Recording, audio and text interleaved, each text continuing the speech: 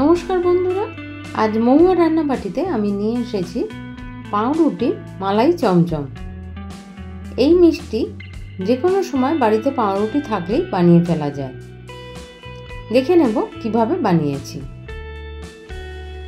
প্রথমে আমি 6 পিস পাউরুটি টুকরো নিয়ে নিয়েছি। এর ধারগুলো এইভাবে আলাদা করে নিচ্ছি। প্রত্যেকটা ধারই আলাদা করে নেব। অল্প থাকলেও অসুবিধা নেই, শক্ত ধারগুলো এইভাবে আলাদা করে নেব। এবারে যে টুকরোগুলো আলাদা করে নিলাম ধারগুলো, সেগুলো আমরা ভেজে চাট বানিয়েও খেতে পারি, আর ভাজা শুধুও ভাল লাগে এগুলো খেতে। এবার এই ধারগুলো ছাড়ানো হয়ে গেলে পাউরুটিগুলো আমি কুচি কুচি করে হাতের সাহায্যেই ছিঁড়ে নেব, আর ছিঁড়ে একটা বাটিতে নিয়ে নেব। এইবার এই বাটির মধ্যে আমি 2 হাতা পরিমাণ দুধ দেব।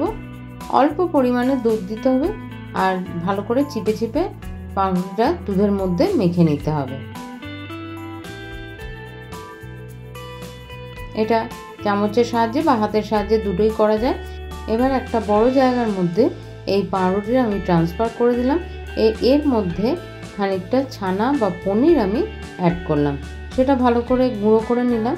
আর এর মধ্যে দিয়ে দেবো 2 চামচ পরিমাণ সুজি, 2 চামচ পরিমাণ গুঁড়ো দুধ, আর 2 চামচ পরিমাণ চিনি গুঁড়ো, যেটা আমি মিক্সিতে আগেই গুঁড়িয়ে রেখেছি।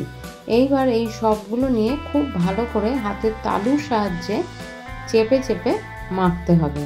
একেবারে মিহি করে ফেলতে হবে। যখন খুব মিহি হয়ে যাবে তখন সেটা চাপা দিয়ে খানিকক্ষণের জন্য রেখে দেবো। 10-15 মিনিট পর আমি এটা ঢাকাটা খুলে নিয়ে এর থেকে গোল গোল এইভাবে বল বানিয়ে নেব। মাঝারি সাইজের হবে, খুব ছোটও না খুব বড়ও না। এরকম গোল বানিয়ে নেওয়ার পর এবার এগুলো শেপ দিয়ে একটু লম্বা লম্বা করে নেব। সবগুলোই এইভাবে করে নেব। এইবার আমি গ্যাসের মধ্যে একটা পাত্র বসিয়ে তার মধ্যে 1 বাটি পরিমাণ চিনি আর 2 বাটি পরিমাণ জল অ্যাড করলাম, আর করে এই চিনির শিরাটা তৈরি হতে দিলাম। এটা যখন খুব ফুটে যাবে তখন একটা একটা করে এই চমচমগুলো আমি এর মধ্যে দিয়ে দিলাম, আর এর মধ্যে 2টো ছোট এলাচও অ্যাড করলাম।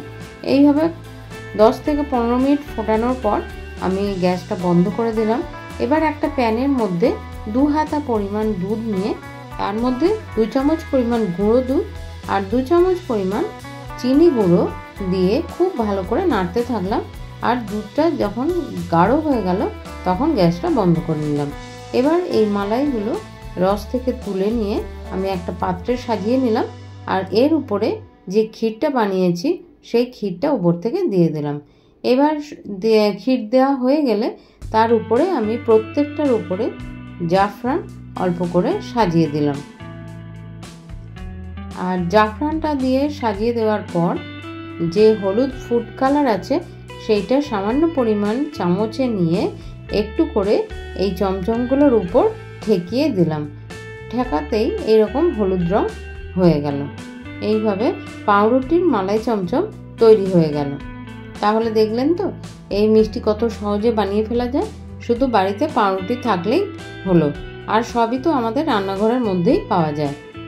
তাহলে আজকের ভিডিওটা কেমন লাগলো অবশ্যই কমেন্ট করে আমাকে জানাবেন। আর যদি ভালো লেগে থাকে তাহলে আমি অনুরোধ করব যে আমার চ্যানেলটা সাবস্ক্রাইব করে আমার সঙ্গে থাকবেন। ভালো থাকবেন, সুস্থ থাকবেন। ধন্যবাদ।